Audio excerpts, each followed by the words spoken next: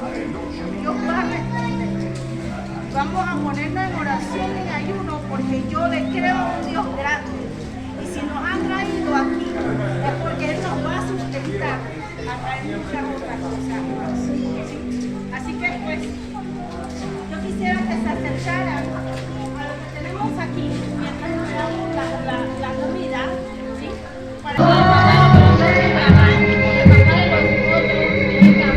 Aquí hay un damnificado.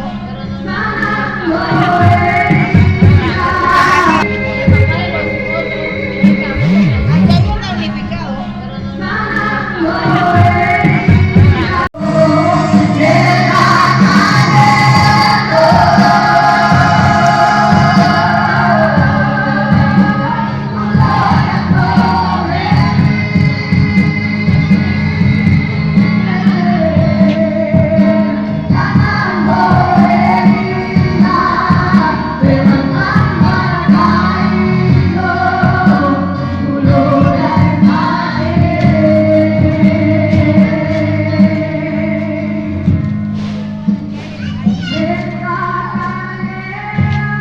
Hay un damnificado